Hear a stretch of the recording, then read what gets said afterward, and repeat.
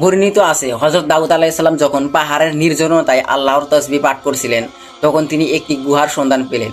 কৌতূহলী হয়ে তিনি গুহার ভিতরে প্রবেশ করলেন এবং সেখানে একটি বিশালদেহী মানুষের কঙ্কাল দেখতে পেলেন। লোকটির শিহরে একটি পাথর রাখা ছিল, যাতে কিছু কথা খোদাই করা ছিল। আমি হলাম ওয়াসিম, সানা ইয়েমেন এর রাজা।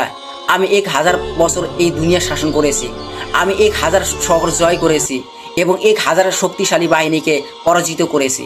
আমি 1000 রাজকন্যাকে বিবাহ করেছি এবং 1000 প্রতাপশালীর জালিমকে নিজ হাতে হত্যা করেছি। আজ যে ব্যক্তি আমার এই অবস্থা দেখছো, সে যেন এই দুনিয়ার ধোকায় না পড়ে, কারণ আমার এই 1000 বছরের রাজত্ব আজ আমার কাছে কেবল একটি স্বপ্ন ছাড়া আর কিছুই মনে হচ্ছে না। অবশেষে আমার পরিণতি তাই হয়েছে যা তুমি আজ দেখছো। আজ মাটি আমার বিছানা এবং পাথরই আমার বালিশ।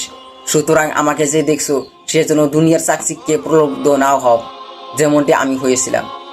দুনিয়া মানুষের কাছে রঙিন মনে হলেও এটি খুবই ক্ষণস্থায়ী। আজ যার হাতে ক্ষমতা, কাল সে কবরের তুচ্ছ মাটি।